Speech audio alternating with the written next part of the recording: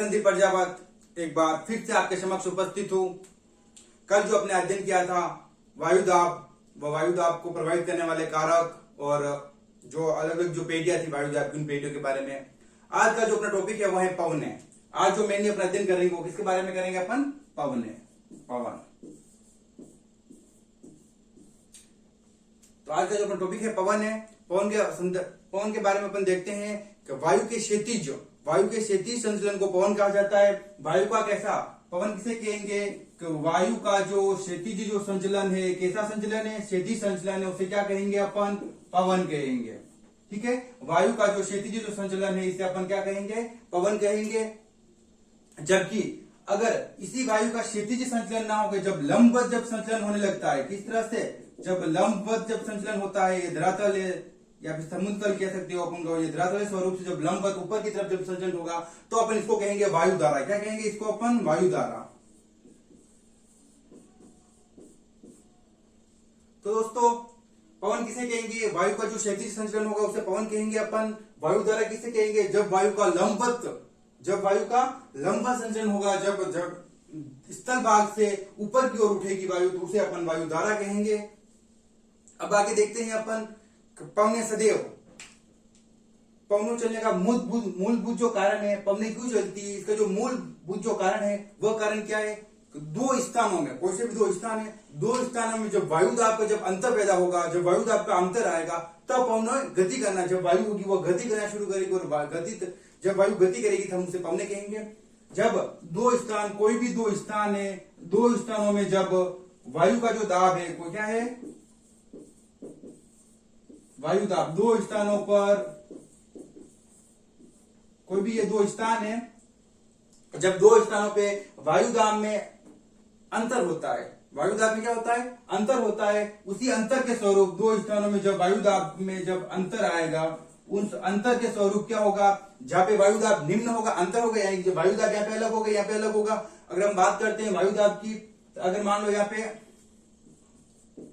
1013 है और यहाँ पे अगर 1000 ही है वायुदाब, तो क्या होगा? वायुदाब किस ओर से किस ओर, पवने जो होगी वो किस ओर से किस ओर चलेगी? उच्च वायुदाब से निम्न वायुदाब की ओर चलेगी। ये जो अंतर आ रहा है, इसी अंतर के परिणाम स्वरूप, ये जो अंतर आ रहा है 13 का, इसी परिणाम स्वरूप क्या होगा? वायु उच्च वायुदाब से निम्न वायुदाब, ये निम्न वायुदाब है यहाँ पे, इसके बनिष्पत यहाँ पे निम्न वायुदाब है, तो वायु का संचलन क्या होगा? उच्च वायुदाब से निम्न वायुदाब की तरफ पवने चलेगी।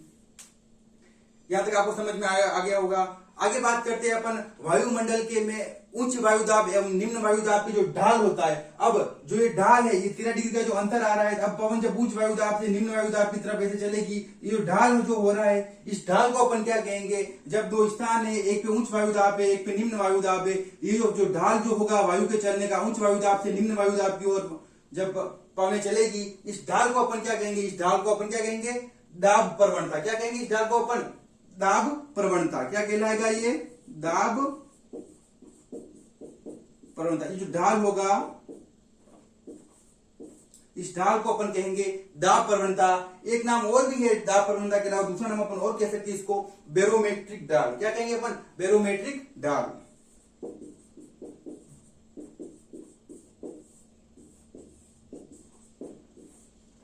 या तो अपन इसको कहेंगे दाब प्रवणता, या इस ढाल को अपन कहेंगे बैरोमेट्रिक ढाल कहेंगे। अब आगे बात करते हैं पवनों की गति को मापने वाले यंत्रों को अपन क्या कहेंगे? कि जो पवनों की गति को जो मापता है कि किस गति से वायु चल रही है, तो उसको अपन क्या कहेंगे?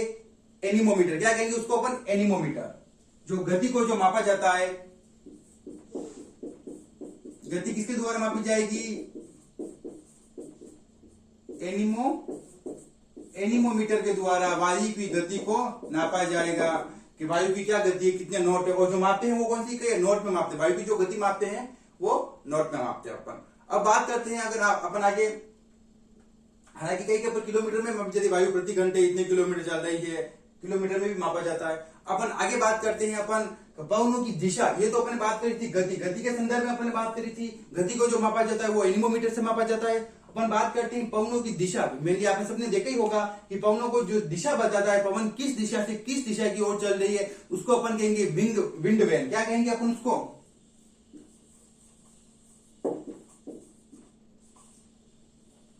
विंड, और उसको अपन कहेंगे विंड,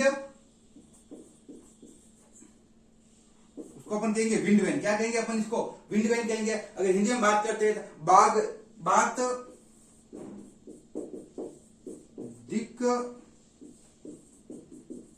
दर्शक यंत्र। हिंदी में अपन अगर बात करते हैं तो बात दिग्दर्शक यंत्र कहेंगे अपन इसको, जो कि पवनों को दिशा बताती है। और ये जो दिशा आपने देखा होगा अक्सर ऐसा बना हुआ होता है, एक नॉर्थ साउथ, ऐसा बना हुआ होता है, नॉर्थ साउथ ईस्ट वेस्ट, ऐसा एक बना हुआ होता है। जिस तरफ पवन चलते है उस तरफ ये घूमता रहता है। अपन इसको, ये पवन की दिशा बताता है, ये फिक्स होता है। और ऊपर एक मुर्गा की तरफ कुछ बना हुआ होता है। जब भी वायु चलेगी ये तो फिक्स रहेगा, स्थिर रहेगा, उत्तर दक्षिण पूर्व पश्चिम वाला। लेकिन जो ऊपर जो होगी एक मुर्गा टाइप कुछ बना हुआ होगा, तो वो जिस तरफ वायु पवन चलेगी उसके सारे वो उस तरफ उसका मुंह हो जाएगा। तो इसके संदर्भ में अपन देखेंगे, अगर यहाँ मुंह है तो दोनों के बीच में, अगर ये वाला साउथ है, ये नॉर्थ है, साउथ की तरफ है, साउथ में चलेगी, नॉर्थ में नॉर्थ की तरफ चलेगी। इस तरह से अपन इसको, ये इस तरह से एक यंत्र बना हुआ होता है जो पवनों की दिशा को बताता है। इसको अपन वाग दिग्दर्शक यंत्र कहते हैं। तो दोस्तों यहाँ पर हमने बात करी है वायु के संदर्भ में। अपन ने वायुदाब किस ओर से की चलती है, वायु पवने किसे कहेंगे, वायु धारा किसे कहेंगे, दाब प्रवणता क्या है, बैरोमीटर ढाल इसी का दूसरा नाम है। और इसके अलावा अपन ने पवनों की जो गति है उसे मापने वाला यंत्र और पवनों की दिशा बताने वाले यंत्र के बारे में अध्ययन किया है। इसका आप स्क्रीनशॉट ले सकते हो। फिर अपन आगे शुरू करते हैं, अपना कंटिन्यू करते हैं। दोस्तों उम्मीद करता हूं कि आपने स्क्रीनशॉट ले लिया होगा। अब अपन आगे कंटिन्यू करते हैं। पवनों की गति व दिशा को प्रभावित करने वाले कारक क्या करेंगे अपन? पवनों की एक तो गति, पवनों की गति को जो प्रभावित करने वाले कारक वो, और गति के अलावा दिशा। गति और दिशा को जो प्रभावित करने वाले कारक है उनके बारे में अपन अध्ययन करते हैं। तो पहले जो कारक आएगा, कारक कौन कौन से? गति की दिशा को प्रभावित करने वाले कारक। कारक के संदर्भ में अपन देखते हैं। तो पहला जो कारक होगा अपने सामने वो होगा दाब प्रवणता ढाल। क्या होगा? दाब प्रवणता ढाल। दूसरा जो होगा दाब प्रवणता ढाल के बारे में भी मैंने बताया था। दूसरा जो होगा वो होगा विक्षेपण बल। कौन सा होगा? विक्षेपण बल होगा। तीसरे की अपन अगर बात करते हैं तो घर्षण बल। तीसरा क्या होगा अपना? घर्षण बल।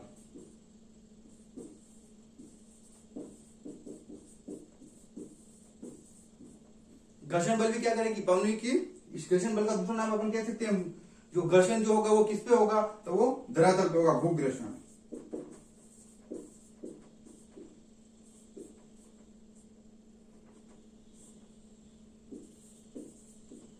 भूघर्षण बल। तो दोस्तों चलते हैं अपन पहले दाब प्रवणता के संदर्भ में समझ लेते हैं कि दाब प्रवणता क्या होती है। दाब प्रवणता से आशय ये अपने, जैसे कि हमने बताया था कि पवनें जो है वो उच्च वायुदाब से निम्न वायुदाब की ओर चलेगी।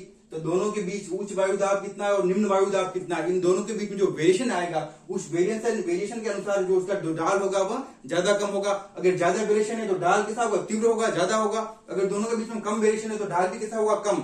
जब ये ढाल जब ज्यादा हो जाता है तब पवनों की गति तेज हो जाती है, तीव्र हो जाती है। और जब दाब प्रवणता का जो ढाल है, अगर ये ढाल कम है तो हवा मंद मंद चलेगी, हवा धीमी गति से चलेगी।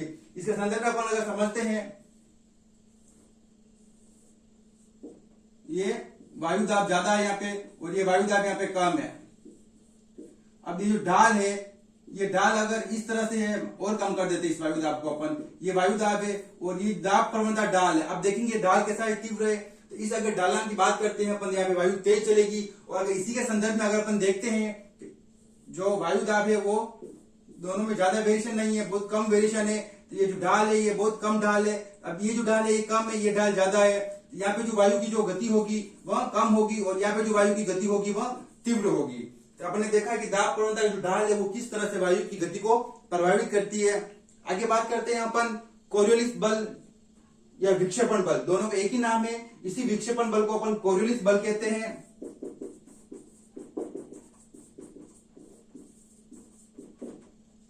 इसी विक्षेपण बल को अपन दूसरे नाम कोरियोलिस बल के नाम से जानते हैं। तो क्या है? पृथ्वी की परिभ्रमण गति। जब पृथ्वी परिभ्रमण गति के संदर्भ में भी अपने बात करी थी, हालांकि ये पृथ्वी अपनी 0 डिग्री परिभ्रमण की गति जब भी आएगी तब अपने अक्ष पर घूमेगी। स्वाभाविक है, पृथ्वी की जो परिभ्रमण जो गति होती है भूमध्य रेखा से ध्रुव किस ओर भूमध्य रेखा से ध्रुव की ओर निरंतर जो कम गति होती है, पृथ्वी की जो परिभ्रमण की जो गति है, पृथ्वी जो परिभ्रमण करती है, इसकी जो गति है अपन बात करते हैं भूमध्य रेखा से जैसे जैसे अपन ध्रुव की तरफ जाएंगे वैसे वैसे ये गति क्या होती जाएगी, कम होती जाएगी। इसी के संदर्भ में अपन देखते हैं कि ये जो गति है भूमध्य रेखा पर कितनी होगी और ध्रुव पर कितनी होगी। नॉर्मली अगर अपन बात करते हैं 1669.8 ये जो होगी सर्वाधिक गति होगी विषुवत रेखा पर, और ध्रुव पर कितनी होगी 0 डिग्री होगी। और औसत की अपन बात जब भी करते हैं 1662, अगर अपन बात करते हैं औसत गति कितनी होगी तो 1662 किलोमीटर प्रति घंटा होगी। और अपन बात करते हैं अपन भूमध्य रेखा पर, जैसे कि मैंने बताया था अपन ने पृथ्वी की जब परिभ्रमण गति बढ़ी थी तभी बताया था परिभ्रमण गति के कारण क्या होगा, परिभ्रमण की जो गति है वायु जब पृथ्वी जब अपने अक्ष पर घूमती है, इसे जो गति है घूमने की ये विषुवत रेखा पर सर्वाधिक होगी। जैसे जैसे अपन ध्रुवों की तरफ जाएंगे वैसे वैसे क्या होगी, ये गति कम होती जाएगी। क्यों कम होगी, क्योंकि जब भी किसी वस्तु को अपन गोल गोल घुमाते हैं तो हम देखते हैं कि जो उसका उभरा हुआ जो भाग होता है वहां पे अपन को ऐसा अनुभव होता है कि वह बड़ी तीव्रता के साथ घूम रही है, और जिस अक्ष से वह घूम रही है वहां पे अपन देखते हैं कि वह बहुत ही धीमी गति से घूम रही है, और जो फिक्स एक जो एक अक्ष होता है उस अक्ष पे अपन को ऐसा प्रतीत होता है कि बिल्कुल घूम ही नहीं रही है और घूमती भी नहीं है, वास्तव में वहां से एक जगह स्थिरता लिए हुए होता है वो अक्ष। तो अपन देखते हैं कि जो गति है भूमध्य रेखा पर सर्वाधिक होगी और अपन ध्रुव की तरफ जाएंगे तो कम हो जाएगी। गति मैंने बताई है औसत कितनी होती है 1662 किलोमीटर होगी, और भूमध्य रेखा पर सर्वाधिक होगी कितनी होगी 1669.8 किलोमीटर होगी। और ध्रुवों के अगर संदर्भ में अपन बात करते हैं तो यह गति 0 किलोमीटर। तो दोस्तों आगे चलते हैं अपन इसी के संदर्भ में। अपन देखा कि जो परिभ्रमण जो गति होगी ये प्रभावित किस तरह से करेगी, तो कोरियोलिस जो बल है वो कैसे कार्य करेगा इसके संदर्भ में अपन देखते हैं कि जैसे जैसे अपन भूमध्य रेखा से ध्रुव की तरफ जाते हैं तो ये जो परिभ्रमण गति है, कौन सी गति है, ये परिभ्रमण,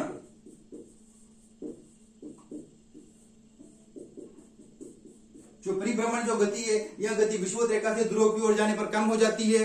तो अपन कम होगी, कम होने के साथ साथ क्या होगा, जिस हवा एवं समुद्री धारा है, जो भी हवा और समुद्री धारा है अपनी मूल दिशा से विक्षेपित हो जाती है, क्या हो जाती है, इसीलिए अपन विक्षेपण बल कहते हैं। कि अगर ये गति है ऊपर की तरफ जाएंगे अपन पवन इस ओर से इस ओर, जब भी अपन देखते हैं किसी वस्तु को, अपन अगर चलती बस से अपन मानो कि एग्जाम्पल देता हूं मैं, अपन अगर चलती बस से उतरेंगे तो क्या होगा, अपन जिस जगह से अपन कूदेंगे, चलती बस से वाकई में आप कूद मत जाना कोई, लेकिन मैं जस्ट एक एग्जांपल दे रहा हूं, अगर बस धीमे चल रही और अपन अगर कूदते हैं तो जिस जगह से अपन कूदते हैं अपन देखते हैं जिस जगह अपन कूदे बस को अपन ने छोड़ा उसी जगह अपन ना उतर के अपन किस तरफ जाएंगे, थोड़ा सा उससे आगे की तरफ हम धरातल पर गिरेंगे। ये जो बल है विक्षेपित बल भी ऐसे ही कार्य करता है, वो वहां पे भी वो क्या है, अपन यहाँ पे जो विक्षेपित बल है पृथ्वी का जो परिभ्रमण हो रहा है इस कारण परिभ्रमण गति से हो रहा है, वहां पे वो बस की गति से अपन क्या थोड़ा छिटक जा रहे हैं, थोड़ा क्या आगे की तरफ अपन उतर रहे हैं। सेम वो होता है ये जो अंतर है दोनों का, यहाँ पे ज्यादा है और यहाँ पे कम, इस अंतर के कारण क्या होगा, हवा जो होगी वो अपनी मूल दिशा, जैसे अपन बात करते हैं जो वायु जो है वो उच्च वायु दाब से निम्न वायु दाब की तरफ चलेगी।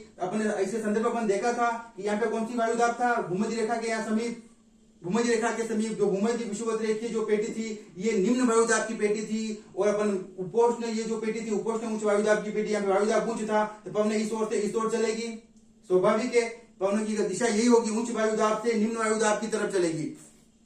अपन बात करते हैं जब हमने उच्च वायु दाब से निम्न वायु दाब की तरफ चल रही स्लोपोइड है अपनी सीधी चल रही, अब क्या होगा, पृथ्वी घूम रही है तो सेम वही बल काम करेगा, विक्षेपित बल कार्य करेगा, ये क्या होगी अपनी मूल दिशा से भटक जाएगी, क्या होगी अपनी आना तो इनको यहाँ पे होगा लेकिन ये क्या होगा अपनी मूल दिशा थोड़ा विक्षेपित हो जाएगी, भटक जाएगी अपनी मूल दिशा से। बस ये जो बल है ये है अपना विक्षेपण बल है, इनकी दिशा में जो परिवर्तन कर हो जाता है कोरियोलिस बल के कारण, इसको अपन कोरियोलिस बल कहते हैं। क्योंकि एक भूगोलवेता हुए हैं फ्रांसीसी भूगोलवेता थे जिनका नाम कोरियोलिस था, और उन्होंने सर्वप्रथम इसकी खोज करी थी, इसलिए इस बल को कोरियोलिस बल कहते हैं। इस बल की खोज किसने करी थी, फ्रांसीसी भूगोलवेता थे जिनका नाम क्या था, कोरियोलिस नाम था जिन्होंने इस बल की खोज करी थी, इसीलिए अपन इसको कोरियोलिस बल भी कहते हैं, इसको विक्षेपण बल भी कहते हैं। आशा करता हूं कि आपको कोरियोलिस बल और विक्षेपण बल के बारे में आप समझ चुके होंगे। अब बात करते हैं अपन थोड़ा सा, इसमें एक नियम और है विक्षेपित बल। अब बात जब ये आती है कि ये अपनी मूल दिशा से भटक जाती है, तो उन्होंने क्या कहा था, ये जब पवने हैं ये अपनी मूल दिशा से भटक जाएगी, लेकिन अब भटकेगी तो किस तरफ जाएगी, दाई तरफ भटकेगी या बाई तरफ भटकेगी, इसके संदर्भ में हमारा जो एक फेरल का नियम पढ़ेंगे अपन, किसका नियम पढ़ेंगे, फेरल का नियम पढ़ेंगे। फेरल ने जो नियम दिया है उस नियम के संदर्भ में अगर अपन बात करते हैं, फेरल का नियम अपन देखते हैं, फेरल का नियम, तो फेरल के नियम में ये कहा गया है कि जो ये पवने हैं, इन पवनों का जो ये अपने विक्षेपित होगी तो किस दिशा में विक्षेपित होगी, इसके संदर्भ में अपन बात करते हैं। ये विषुवत रेखीय पेटी हो गई। ये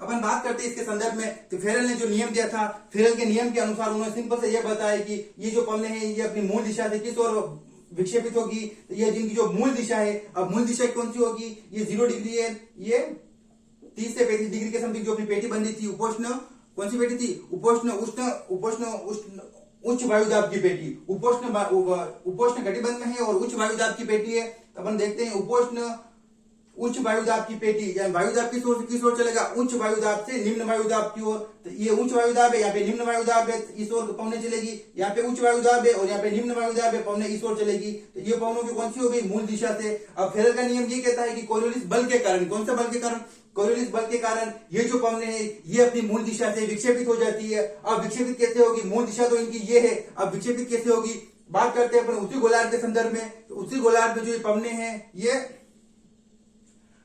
उत्तरी गोलार्ध में ये पवने दाईं ओर मुड़ जाएगी। किस ओर मुड़ जाएगी, उत्तरी गोलार्ध में ये पवने अपनी मूल दिशा से, मूल दिशा ये इनकी मूल दिशा से दाईं ओर, किस ओर मुड़ जाएगी, दाईं ओर मुड़ जाएगी। और दक्षिणी गोलार्ध में ये जो पवने हैं ये मूल दिशा से बाईं ओर मुड़ जाएगी। अपन बात करते हैं उत्तरी गोलार्ध में, तो ये दाईं ओर मुड़ेगी, उत्तरी गोलार्ध की सारी पवने, और दक्षिणी गोलार्ध की किस ओर मुड़ेगी, बाईं ओर मुड़ेगी। अब ये जो पवने हैं और ये जो पवने हैं, उत्तरी गोलार्ध में अपन बात कर रहे हैं, तो उत्तरी गोलार्ध में पवने की मूल दिशा क्या थी, ये थी उच्च वायुदाब से निम्न वायुदाब की ओर। किस ओर से मुड़ जाएगी, इनका जो मुंह है, जो आने की जो दिशा है, तो ये इस दिशा से आ रही है, यानी कि ये ऐसे आ रही है। अपन बात करते हैं दाईं ओर, दाया और बाएं की अपन बात करते हैं। तो जो अपना जो दाएं बाएं के संदर्भ में अपन बात करते हैं, उत्तरी गोलार्ध में जो ये पवने हैं ये किस ओर मुड़ जाएगी, बाईं ओर मुड़ जाएगी। अब बाया कौन सा हुआ, अपन ऐसे खड़े रहेंगे। जब पवने अगर ऊपर से, अगर इस एरो के साथ आ रही है पवने, तो अपन ऐसे खड़े रहेंगे और देखेंगे अपना दाया और बाया कौन सा है। उसी के संदर्भ में अगर अपन बात करते हैं तो ये पवने बाईं ओर मुड़ जाएगी। ये दिशा, इनकी जो दिशा होगी वो ये वाली हो जाएगी,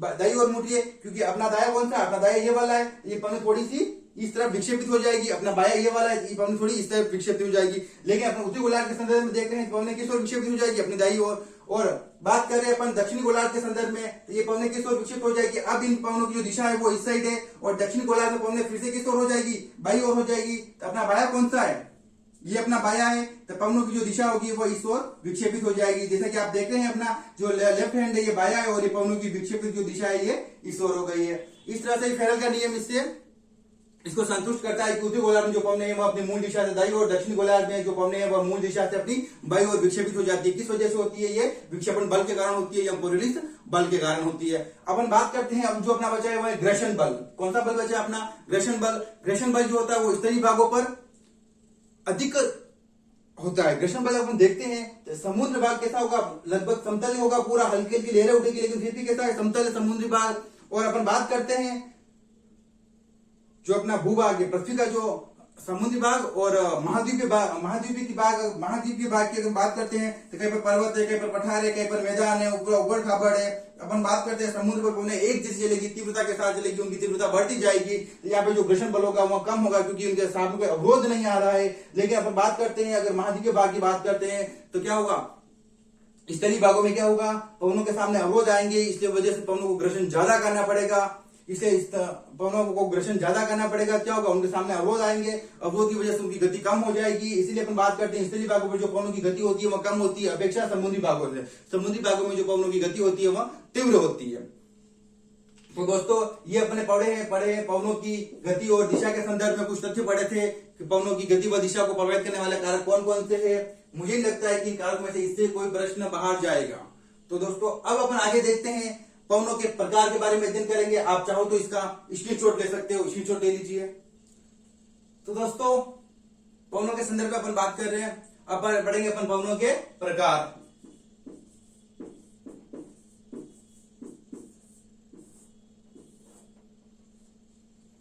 कि पवने कितने प्रकार की होती है, तो देखते हैं अपन पवनों के प्रकार के संदर्भ में। अपन जब भी देखेंगे जो पवने जो है हमारी कितने प्रकार की होगी, पवने 3 प्रकार की होगी। अब 3 प्रकार कौन कौन से है बताओगे आप? चलो देखते हैं पवनों के 3 प्रकार। पहली जो पवन है वह स्थायी पवन है।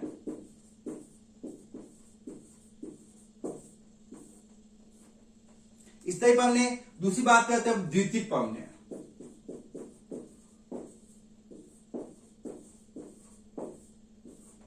तीसरी अपन बात करते हैं जो पवने होगा स्थायी, द्वितीयक और तृतीयक।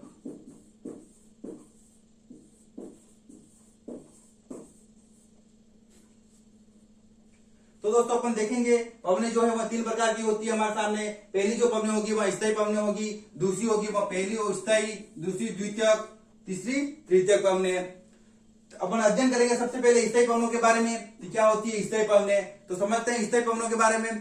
पृथ्वी पर जो आपने पढ़ा था, पृथ्वी पर एक निश्चित वायुदाब की पेटियां है, जिसे कि हम सब अपन पहले अध्ययन कर चुके हैं वायुदाब की पेटियों के संदर्भ में।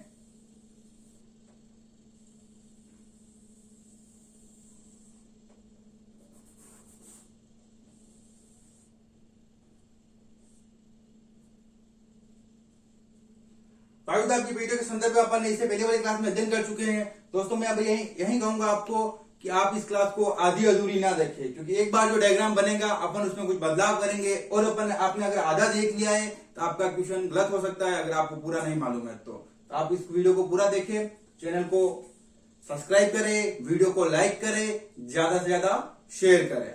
तो दोस्तों चलते हैं, अपन बात कर रहे थे अपन स्थायी पवनों के संदर्भ में। स्थायी पवने पढ़ रहे थे अपन। स्थायी पवने कितने प्रकार की होती है, स्थायी पवने को फिर से अलग अलग भागों में बांटा गया है। तो इसको अपन पढ़ेंगे वायुदाब की जो पेटियां है उनके संदर्भ में अपन स्थायी पवनों को पढ़ेंगे।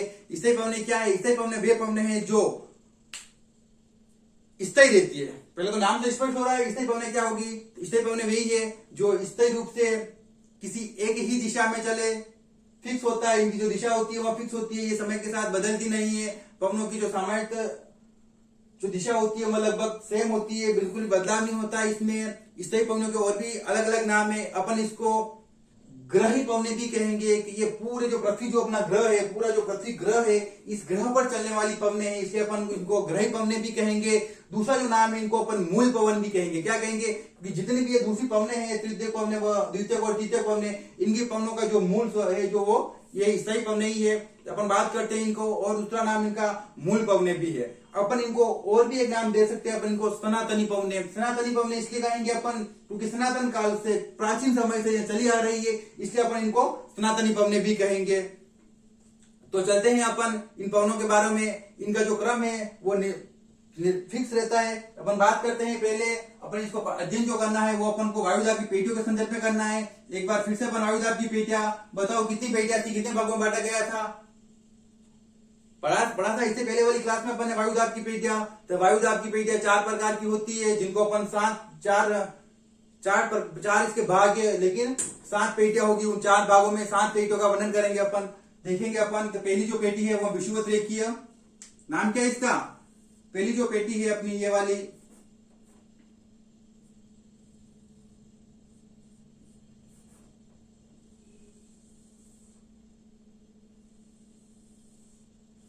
ये 0 डिग्री है।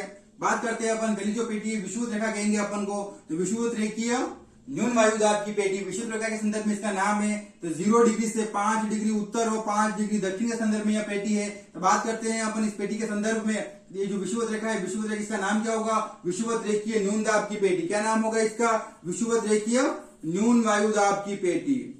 ठीक है दोस्तों, ये विषुवत रेखा है, बीच में नाम होगा इसका विषुवत रेखीय न्यून वायुदाब की पेटी। वायुदाब कैसा है? निम्न है। निम्न रहने का कारण बताया मैंने, तापमान इसको प्रभावित करेगा। तापजन्य पेटी है। कैसी पेटी है ये?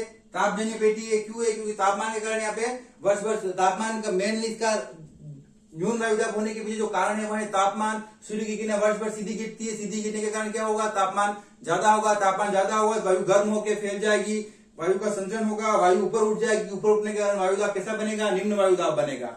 यही पवने क्या होगी आगे जाके, फिर से जो अपन बात करेंगे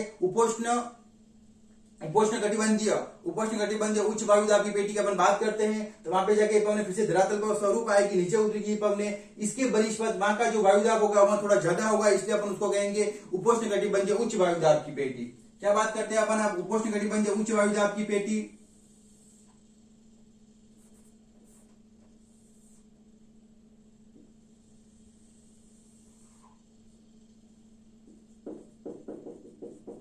उपोष्ण कटिबंधीय उच्च वायुदाब पेटी। अक्षांशीय स्थिति क्या है इनकी? 30 डिग्री से 35 डिग्री उत्तर में भी होगी और ये पेटी दक्षिण में भी होगी सेम।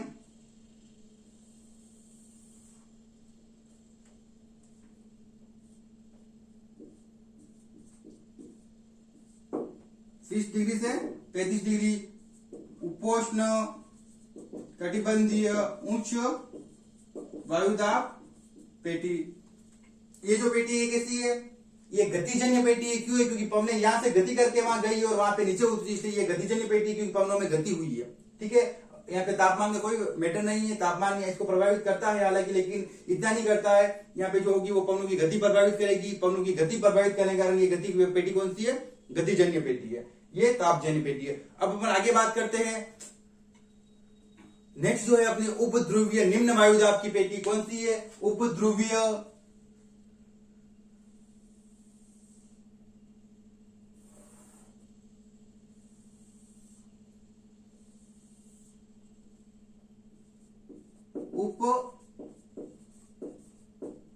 ध्रुवीय न्यून वायुदाब। कौन सा है?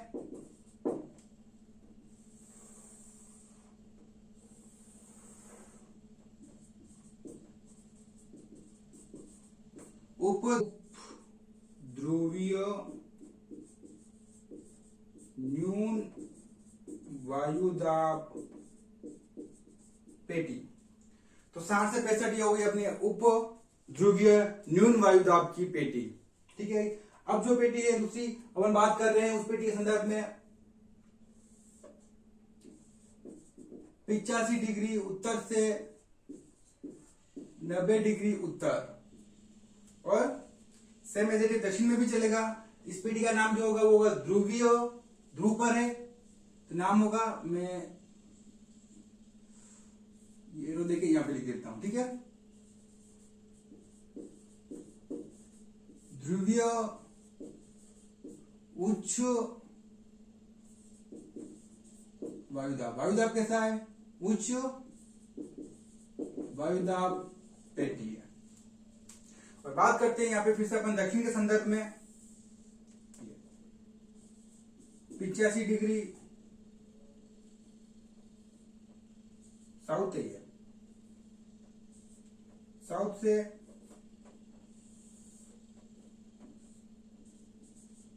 90 डिग्री दक्षिण तक।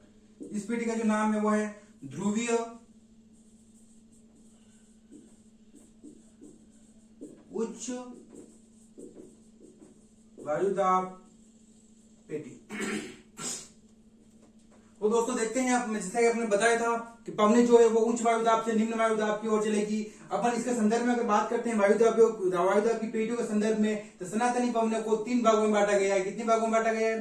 3 भागों में। सनातनी जो पवनें होती है वो 3 तरह की होती है। पहली जो होती है वो होती है व्यापारिक पवनें, दूसरी जो होगी उनको अपन कहेंगे पछुआ पवनें। क्या कहेंगे? पछुआ पवनें। और तीसरी जो होगी उसको कहेंगे अपन ध्रुवीय पवनें।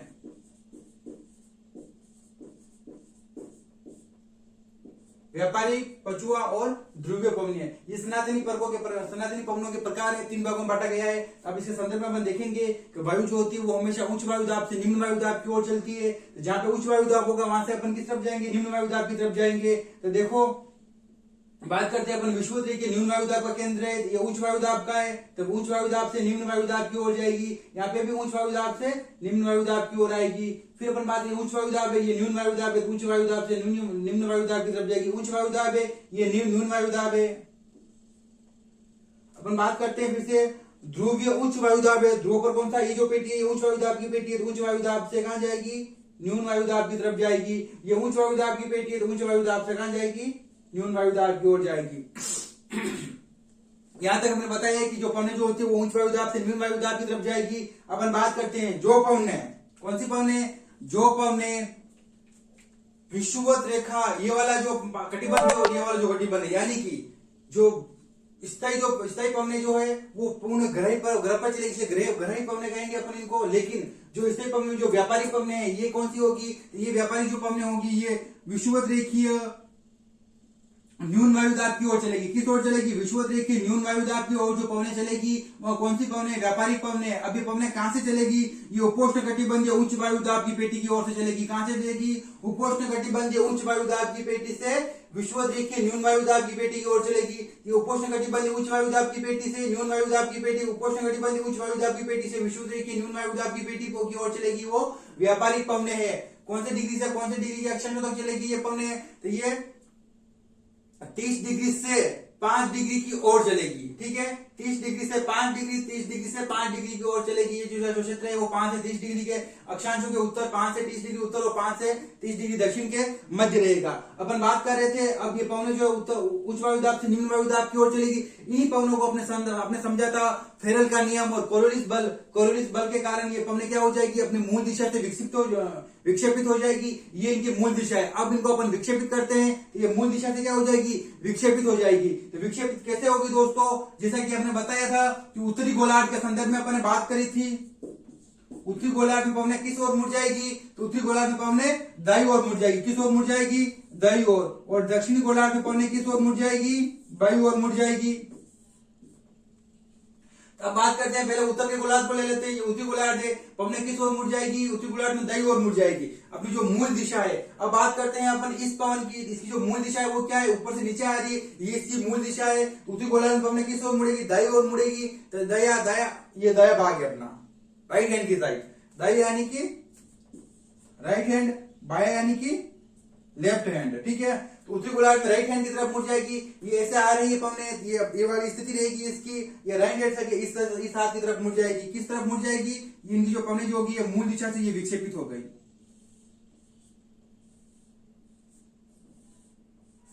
ये इसकी मूल दिशा है, ये मूल दिशा से क्या हो गई, विक्षेपित हो गई।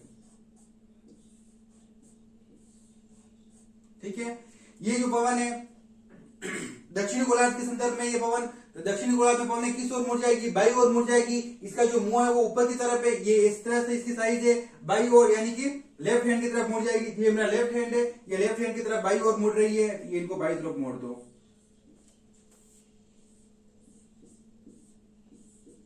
ये मूल दिशा से बाईं ओर विक्षेपित हो गई। देखा आपने, ये जो पवने है वो मूल दिशा से विक्षेपित हो गई है। अब अपन बात करते हैं इस गोलार्ध के संदर्भ में, उत्तरी गोलार्ध के संदर्भ में पवनों की जो दिशा है, जो पवनों का मुंह है वो किस तरफ मुंह है, ऐसा मुंह है। तो ये वाला है, उत्तरी गोलार्ध में पवने किस ओर हो जाएगी। फिर से बात करते हैं अपन राइट हैंड की तरफ। ये राइट हैंड है मेरा, तो इनको राइट हैंड की तरफ विक्षेपित कर दो। ये राइट, ये जो पवने है वो दाईं ओर विक्षेपित हो गई है। बात करते हैं उत्तरी गोलार्ध के संदर्भ में फिर से अपन कि ये जो पवने हैं ये किस दिशा से किस दिशा की ओर आ रही है, उच्च वायुदाब से निम्न वायुदाब की ओर आ रही है। इनका जो मुंह है वो किस तरह पे ये नीचे की ओर आ रही है, यानी कि ऐसे ये पवने, इनको किस ओर विक्षेपित करेंगे अपन, उत्तरी गोलार्ध में फिर से किस ओर होगी, राइट हैंड की साइड। तो ये मेरा राइट हैंड है, तो अपन इनको राइट हैंड की साइड विक्षेपित कर देंगे।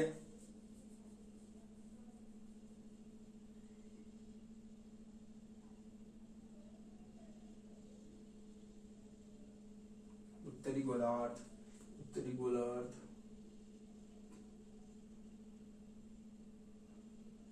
जो हो गया, ये जो ऐसा आ रही थी ये इसकी मूल दिशा है दोस्तों, और ये इसकी मूल दिशा है।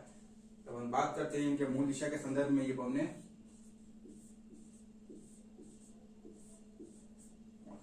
ठीक है, अब देखते हैं अपन दक्षिण गोलार्ध में ये पवने जो है, दक्षिण गोलार्ध में जो पवने उच्च वायुदाब से ये वाली इसकी दिशा है, ये अपने मूल दिशा से क्या हो जाएगी, विक्षेपित हो जाएगी। तो दोस्तों ये विक्षेपित कैसे होगी,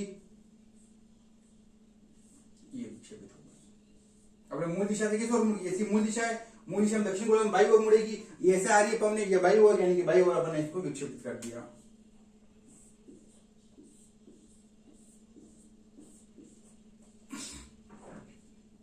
और ये ध्रुवीय पेटी है, ध्रुव से उच्च वायुदाब से निम्न वायुदाब की तरफ आ रही है। तो पवने की जो दिशा है वो ये है, और किस तरफ विक्षेपित हो जाएगी, दक्षिण गोलार्ध बाईं ओर। ये मेरा बाया भाग है, तो ये बाईं ओर विक्षेपित हो गए पवने।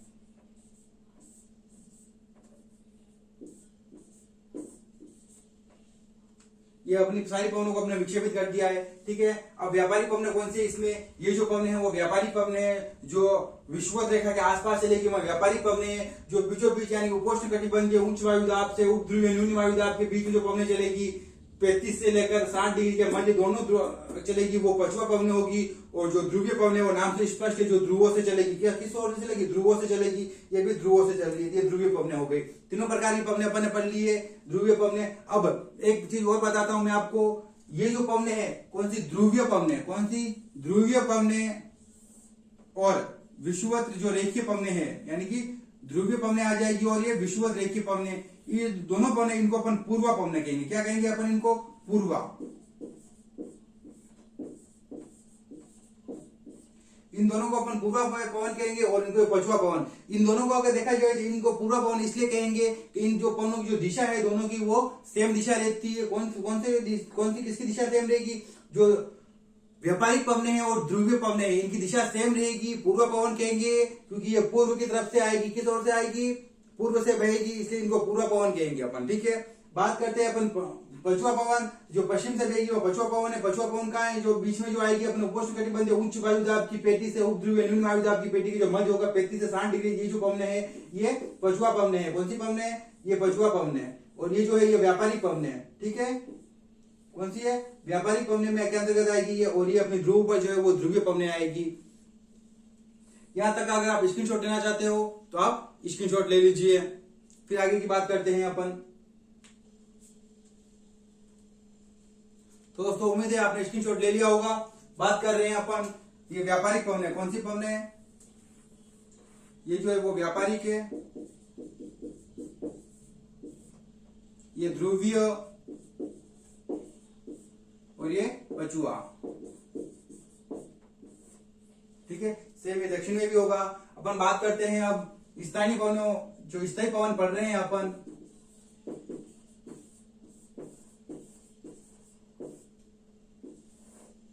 स्थायी पवन के अंदर जो अपन ने पहली पवन ली है वो है व्यापारी पवन।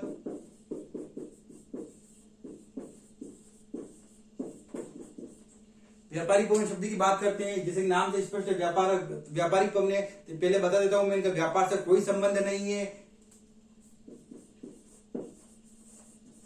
और बात करते हैं शब्द की, ट्रेड शब्द की बात करते हैं अपन। ट्रेड शब्द, ट्रेड का जो अपन बात करते हैं, अपन जो इंग्लिश पढ़ते हैं उसके संदर्भ में बात करते हैं। ट्रेड का मतलब होता है व्यापार, इसीलिए एक अर्थ होता है व्यापार, लेकिन वास्तविकता में इस ट्रेड, ये जो शब्द है ये जर्मन शब्द है। कौन सा शब्द है, जर्मन शब्द है।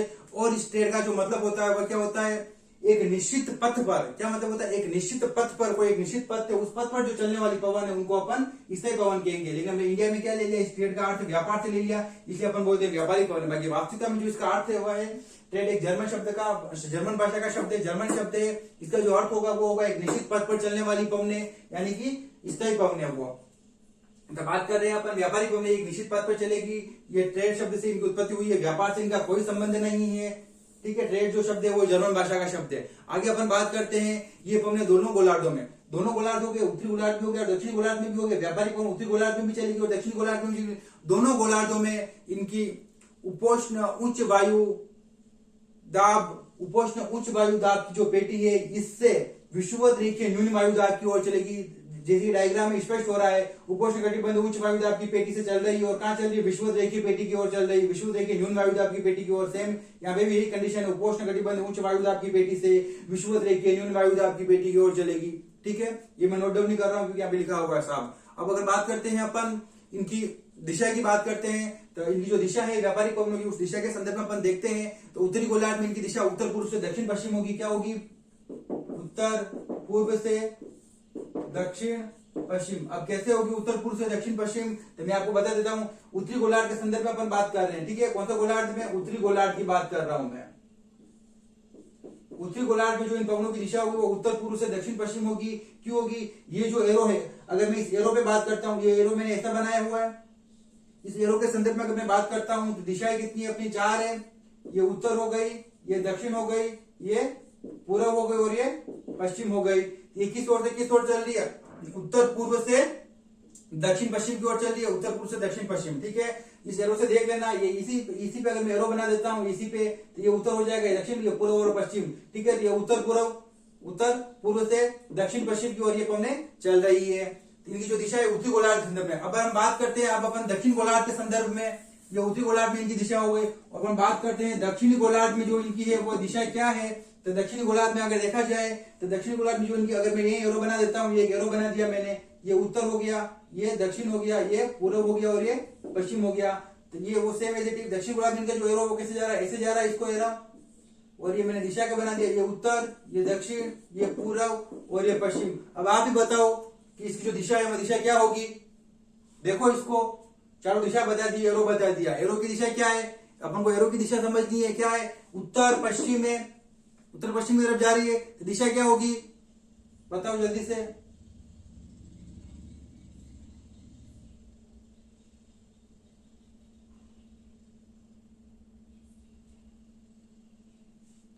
कौन सी दिशा होगी इनकी, दक्षिण पूर्व, ठीक है।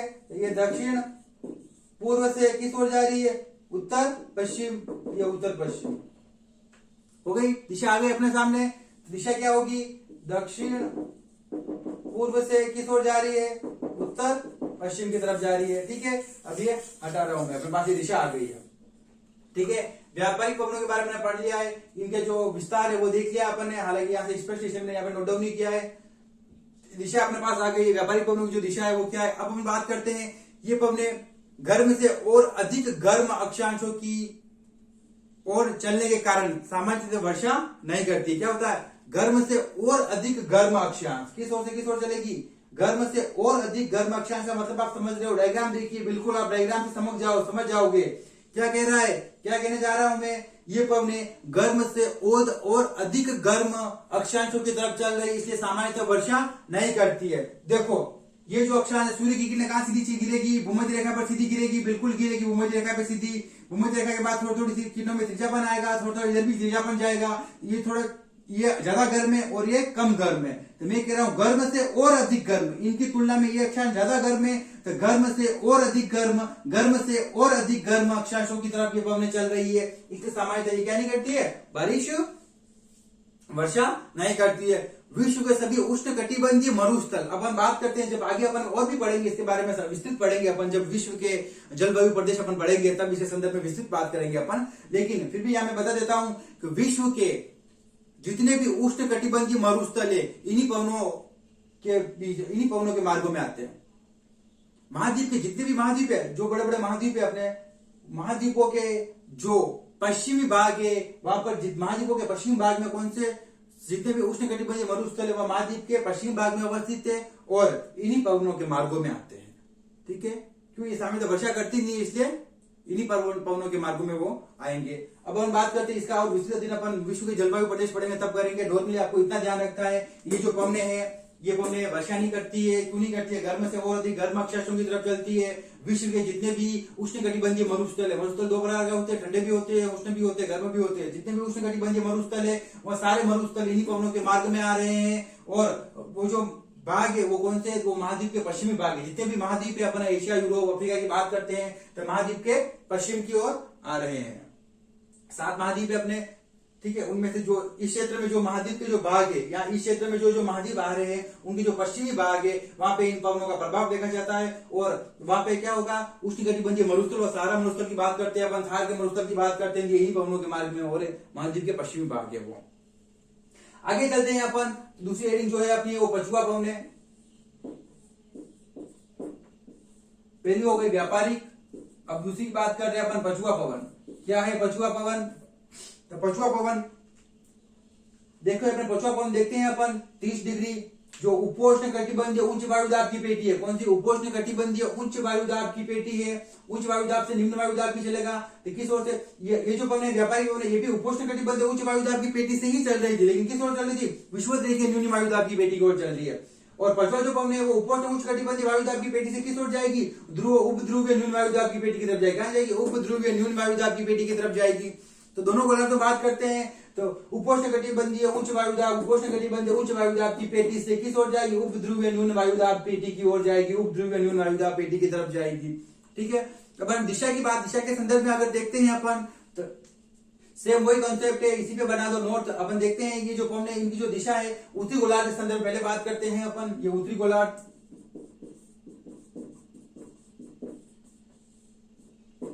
उत्तरी गोलार्ध में इसकी अपन दिशा देखते हैं। तो उत्तर गोलार्ध की ये बात करते हैं अपन इन पवनों पे।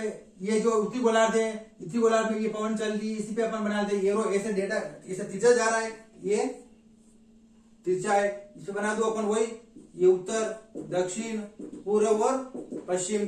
बात करते हैं अब दिशा निकालनी अपन को, तो दक्षिण पश्चिम से चल रही है, दक्षिण पश्चिम से चल रही है, किस ओर चल रही है, उत्तर पूर्व की ओर चल रही है। तो ये दक्षिण पश्चिम से किस ओर चल रही है, उत्तर पूर्व, तो ये उत्तर पूर्व हो गया। क्लियर है।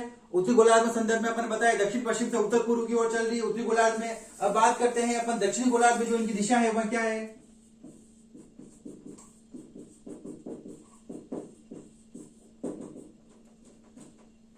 दक्षिणी गोलार्ध की बात करते हैं अपन। दक्षिणी गोलार्ध में उत्तर दक्षिण एरो इस तरह तिरछा है, ये मैंने एरो बना दिया, ठीक है। सेम वही कॉन्सेप्ट है अपना, उत्तर दक्षिण पूर्व पश्चिम वाला, उत्तर दक्षिण पूर्व पश्चिम, ठीक है। तो पवने किस ओर से किस ओर चल रही है, दक्षिण गोलार्ध की बात कर रहे हैं अपन। तो ये पूर्व दक्षिण, दक्षिण पूर्व से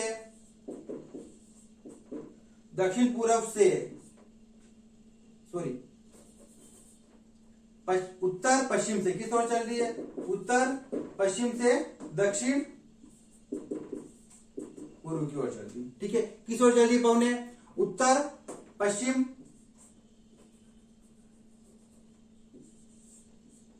उत्तर पश्चिम से दक्षिण पूर्व की तरफ चल रही है ये पवने।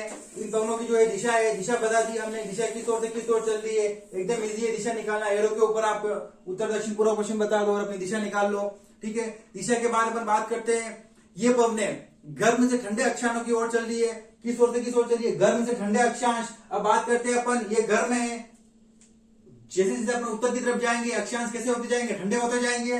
तो गर्म अक्षांश से किस ओर जा रही है, ठंडे अक्षांशों की ओर जा रही है। गर्म अक्षांश से ये और ये ठंडे अक्षांश से, गर्म अक्षांश से ठंडे अक्षांशों की ओर जाने के कारण क्या करती है, ये वर्षा करती है। आगे बात समझ में।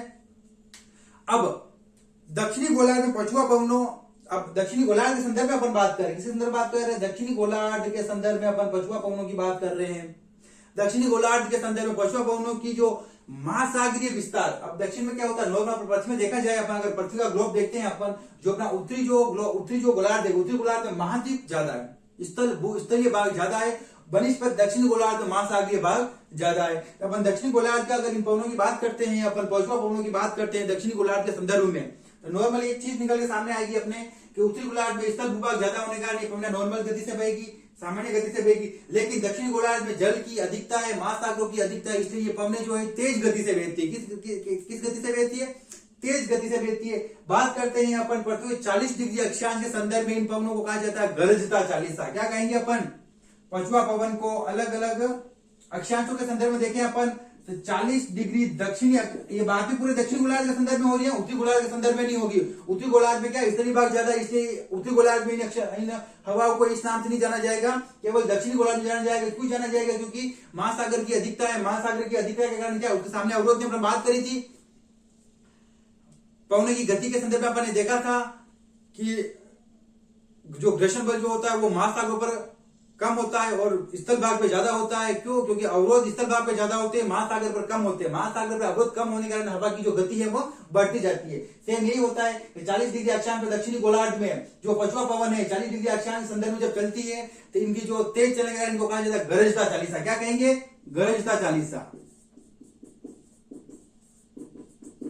गरजता चालीसा कहेंगे। 40 डिग्री अक्षांश के मध्य 50 डिग्री दक्षिणी अक्षांश, 50 डिग्री दक्षिणी अक्षांश लिख रहा हूं मैं, 50 डिग्री दक्षिणी अक्षांश के संदर्भ में इनको कहेंगे अपन भयंकर 50। क्या कहेंगे अपन, भयंकर 50। क्या कहेंगे अपन,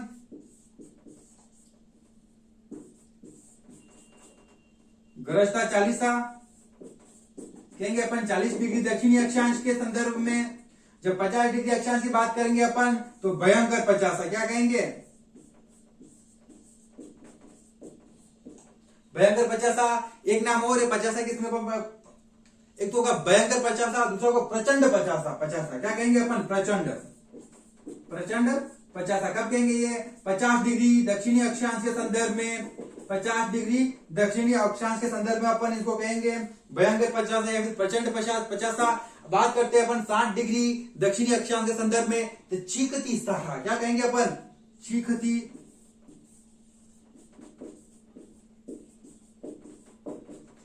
साठा। क्या कहेंगे अपन? 60 डिग्री जो दक्षिणी अक्षांश है इसके संदर्भ में अपन कहेंगे चीखती साठा। ठीक है, तो दोस्तों ये हो गई हमारी पछुआ पवने। एक चीज और, पछुआ पवन जो दक्षिणी गोलार्ध के संदर्भ में ये जो तीनों है, अगर तीनों को मिक्स रूप में अगर देखा जाए 40 डिग्री 50 डिग्री 60 डिग्री दक्षिणी अक्षांश के संदर्भ में, इन पछुआ पवनों को अपन कहेंगे बहादुर पछुआ पवने। क्या कहेंगे? ये पवने कैसी है? बहादुर पछुआ पवनों के नाम से जाना जाएगा। तो आपको ये नॉर्मली याद रखना है। 40 डिग्री दक्षिणी अक्षांश के संदर्भ में अपन कहेंगे गरजता चालीसा। 50 डिग्री दक्षिणी अक्षांश के संदर्भ में अपन कहेंगे भयंकर 50 या फिर प्रचंड 50। 60 डिग्री दक्षिणी अक्षांश के संदर्भ में अपन कहेंगे चीखती साठा, और तीनों को मिक्स रूप में अपन कहेंगे बहादुर पछुआ पवने। ठीक है, दक्षिणी गोलार्ध के संदर्भ में इस पवनों को बहादुर पछुआ पवनों के नाम से जाना जाएगा। अब अपन बात करते हैं ध्रुवीय पवनों के संदर्भ में। तो दोस्तों अपन बात कर रहे हैं अब ध्रुवीय पवनों के संदर्भ में। पछुआ पवने हमारी हो चुकी है, अब अपन बात करते हैं ध्रुवीय पवनों के संदर्भ में। जो ध्रुवीय जो पवने हैं, इन पवनों के नॉर्मली ये पवने और जो व्यापारी पवने हैं लगभग दोनों में समानता देखी गई है। जो इनकी दिशा होती है वह भी समान होती है। तो दोनों गोलार्ध में उपध्रुवीय न्यून वायुदाब जो है, उन उपध्रुवीय न्यून वायुदाब का क्षेत्र और ध्रुवीय उच्च वायुदाब के क्षेत्र के बीच में ये पवने पाई जाती है।